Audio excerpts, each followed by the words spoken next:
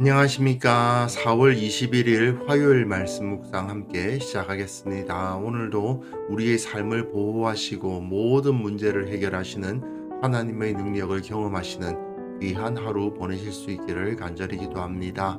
오늘 본문은 사무엘하 21장 15절에서부터 22절까지 말씀이고요. 통독하실 본문은 열왕기상 18장과 19장입니다. 오늘 본문에서는 하나님께서 다윗에게 용사들을 허락하셔서 거인족들을 앞세운 블레셋의 공격으로부터 이스라엘을 지켜주셨음을 보여주는 본문인데요. 오늘 말씀을 통해서 지금도 하나님께서는 우리를 돕고 계심을 확인하고 그 하나님을 의뢰하는 그런 시간을 가질 수 있을 것 같습니다.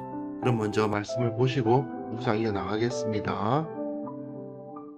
블레셋 사람이 다시 이스라엘을 치거늘 다윗이 그의 부하들과 함께 내려가서 블레셋 사람과 싸우더니 다윗이 피곤하매 거인족의 아들 중에 무게가 300세겔 되는 노창을 들고 세 칼을 찬 이스비브노비 다윗을 죽이려 하므로 스루야의 아들 아비새가 다윗을 도와 그 블레셋 사람들을 쳐 죽이니 그때 다윗의 추종자들이 그에게 맹세하여 이르되 왕은 다시 우리와 함께 전장에 나가지 마옵소서. 이스라엘의 등불이 꺼지지 말게 하옵소서. 그 후에 다시 블레셋 사람과 곱에서 전쟁할 때에 후사 사람 십북에는 거인족의 아들 중에 삽을 쳐 죽였고 또다시 블레셋 사람과 곱에서 전쟁할 때에 베들레헴 사람 야레오르김의 아들 엘하나는 가드 골리앗의 아우 라흐미를 죽였는데 그자의 창자로는 배틀채 같았더라. 또 가드에서 전쟁할 때 그곳에 키가 큰 자 하나는 손가락과 발가락이 각기 6개씩 모두 24개가 있는데 그도 거인족의 소생이라. 그가 이스라엘 사람을 능욕함으로 다윗의 형 삼마의 아들 요나단이 그를 죽이니라. 이 네 사람 가드의 거인족의 소생이 다윗의 손과 그의 부하들의 손에 다 넘어졌더라 하였더라.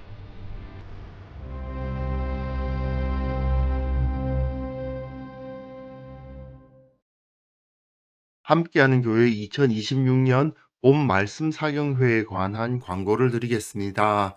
이번 주 금요일 오후 8시, 그리고 토요일 오후 6시, 그리고 주일 예배 시간을 이용해서 함께하는 교회에서 말씀 사경회를 엽니다. 그 주제는 에센시아 피데인데요. 믿음의 본질이라는 뜻입니다. 사무엘 상과 사무엘 하, 사무엘서 전체를 배경으로 지금 21세기 한국 사회를 살아가는 우리들에게 하나님의 말씀이 어떻게 주어져 있을까를 생각해보고 그것에 순종하기를 다짐하는 시간을 가져보려고 합니다. 함께하는 교회의 성도가 아니라 하더라도 참여하실 수 있으니 함께하는 묵상 채널을 구독하시는 성도님들 가운데 많은 참여가 있기를 기대합니다. 어제 본문에서 우리는 다윗이 언약의 수호자 역할을 감당하는 것을 살펴볼 수 있었습니다. 이렇게 언약을 지키는 다윗은 하나님의 보호하심과 능력을 얻었고요. 이스라엘의 대적이었던 블레셋의 공격을 막아내고 그 나라를 안전하게 지켜낼 수 있었다. 이것이 사실은 오늘 본문의 내용이죠. 중앙의 다윗의 노래, 이 부록 부분의 핵심 부분을 앞뒤로 감싸고 있는 다윗의 용맹한 신하들에 대한 이야기 첫 번째인데, 특별히 오늘 본문에서는 블레셋이 거인족들을 앞세워서 공격해 들어왔는데 그 침공을 막아낼 수 있었다는 내용으로 이루어져 있습니다. 그리고 오늘 본문에서도 사무엘서의 주제가 나타나고 있다는 것을 우리는 놓치지 않았으면 좋겠습니다. 사무엘서는 일관되게 겉으로 보이는 것에 주목하지 말고 본질을 바라봐야 된다라고 가르치잖아요. 오늘 본문에서는 이 거인족에 대한 이야기가 이어지잖아요. 이 역시 마찬가지 의도를 가지고 있거든요. 몸집이 크고 커다란 무기를 휘두르는 자들이라고 해서 하나님의 위협이 될 수는 없다. 블레셋 사람이 다시 이스라엘을 치거늘 다윗이 그의 부하들과 함께 내려가서 블레셋 사람과 싸우더니 다윗이 피곤함에 이 블레셋 사람의 침공이 정확히 어느 때 일어난 것인지에 대해서는 알 수가 없습니다. 다만 다윗이 블레셋을 르바임 골짜기에서 2번 퇴치한 이야기가 나오거든요. 사무엘하 5장에 나옵니다. 5장 이후에는 사실 블레셋이 이스라엘에게 그다지 큰 위험 요소가 되지는 않거든요. 그러니까 아마도 이 전투는 다윗의 통치 초기 르바임 골짜기에서의 전쟁 그 정도에 있었던 일이 아닐까 생각해 볼 수가 있습니다. 다윗이 이스라엘의 영웅이 어떻게 됐습니까? 골리앗을 쓰러뜨림으로써 이루어진 거죠. 그런데 블레셋에는 골리앗 이외에도 그와 비슷한 거구의 거인족들이 있었던 거죠. 거인족의 아들 중에 무게가 300세겔 되는 노창을 들고 세 칼을 찬 이스비브놉이 다윗을 죽이려고 했다고 되어 있습니다. 이스비브놉이라는 자가 있었는데 300세겔 되는 노창을 가지고 있었다고 되어 있어요. 300세겔이면 약 3.4kg 정도 되는데요. 3.4kg이 무겁냐라고 생각했을 때 이거는 그 창날의 무게를 의미하는 거거든요. 그러니까 그 창에다가 다시 나무 막대기를 꽂았을 거 아닙니까? 창날 무게만 3.4kg이었다면 그야말로 그 창이 거대했다는 얘기입니다. 이때 스루야의 아들 아비새가 다윗을 도와 그 블레셋 사람들을 쳐 죽이니 그때 다윗의 추종자들이 그에게 맹세하여 이르되 왕은 다시 우리와 함께 전장에 나가지 마옵소서 이스라엘의 등불이 꺼지지 말게 하옵소서 하니라. 다윗이 이스라엘의 등불이라 인정받는 것을 볼 수가 있죠. 그리고 다윗이 죽어서는 안 된다. 왜? 왕이 죽으면 이스라엘의 등불이 꺼지는 것이다 라고 말하면서 이제 왕은 전쟁터에 나오지 마라 그런 이야기를 하고 있는 겁니다. 이런 말을 하는 걸 보면 아마 이 이스비브놉이 다윗을 죽이려 했던 것이 굉장히 큰 위험이었던 것 같아요. 하지만 다윗은 적어도 이 초기에는 솔선수범해서 위험한 자리를 마다하지 않고 나아가서 함께 싸웠다는 것을 알 수가 있습니다. 이렇게 자기 목숨을 돌보지 않고 싸움에 다윗이 나섰기 때문에 그러니까 그 주위에는 그를 위해서 목숨을 바칠 준비가 되어 있는 용맹한 부하들이 있었던 것이죠. 결국 하나님은 이들을 사용하셔서 이스라엘을 블레셋으로부터 구원하신 겁니다. 자, 여기서 무게가 300세겔 되는 노창을 들고 다윗을 죽이려 했던 이런 위험이 있었지만 그럼에도 불구하고 다윗을 도와서 그 블레셋 사람을 죽이는 아비새 같은 사람들이 있었다라는 것을 보여주는 거 아니에요.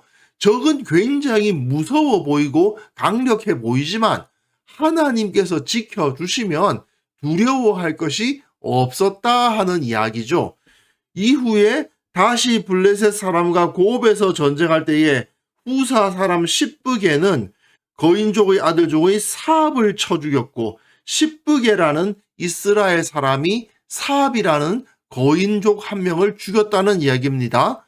또다시 블레셋 사람과 곱에서 전쟁할 때에 베들레헴 사람 아레오르김의 아들 엘하나는 가드 골리앗의 아우 라흐미를 죽였다. 골리앗은 다윗이 죽였는데 엘하난이 그 아우인 라흐미를 죽였다는 겁니다.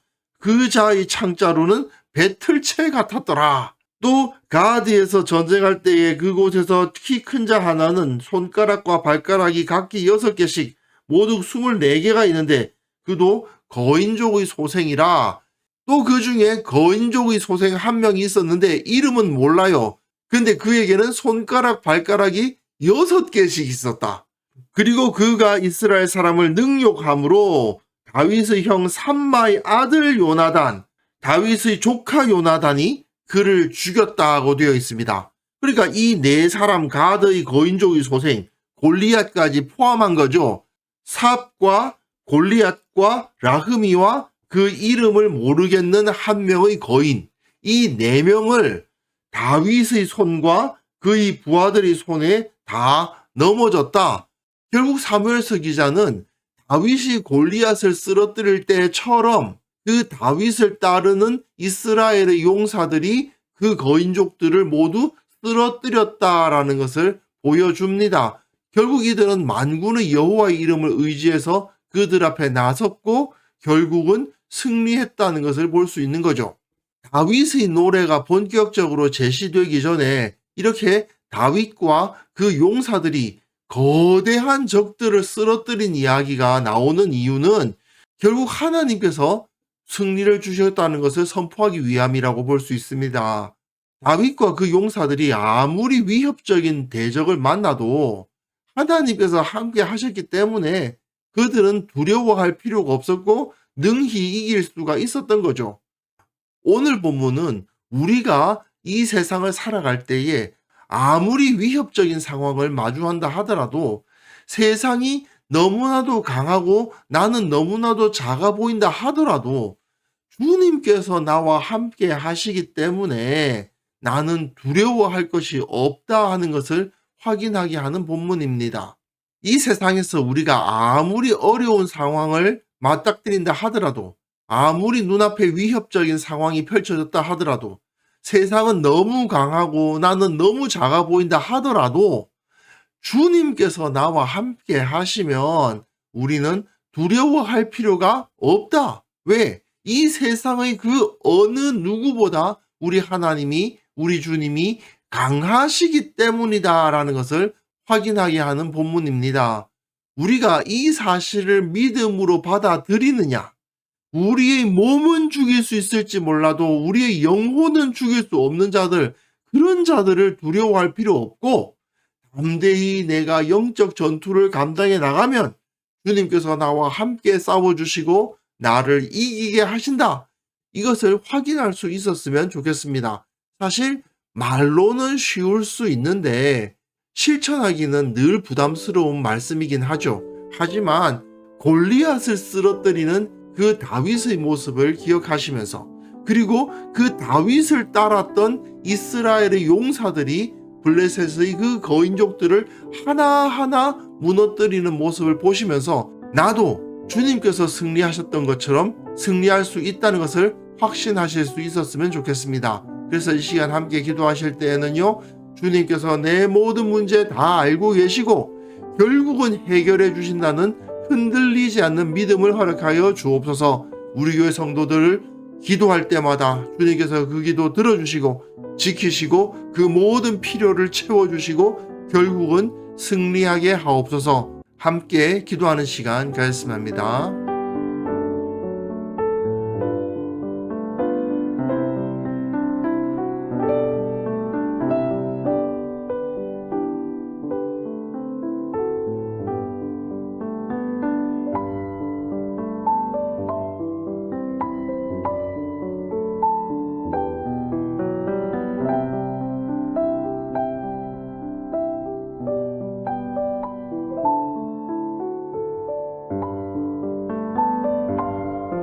하나님 아버지, 나의 모든 문제를 알고 계시고 결국은 해결해 주신다는 사실을 온전히 믿게 하여 주옵소서.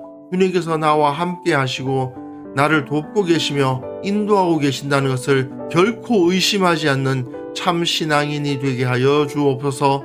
주님, 우리 교회 성도들이 여러 가지 기도 제목으로 주님 앞에 나아갑니다. 이 기도를 들어주시고 지켜주시고 모든 필요를 채워주시고 그들의 눈물을 닦아주시며 그들의 마음에 하나님을 온전히 의지하는 믿음을 주시고 그로 말미암아 교회의 승전보를 전하는 귀한 성도들 다 될 수 있도록 은혜를 베풀어 주옵소서. 한국 교회가 하나님의 권능을 나타낼 수 있기를 원합니다.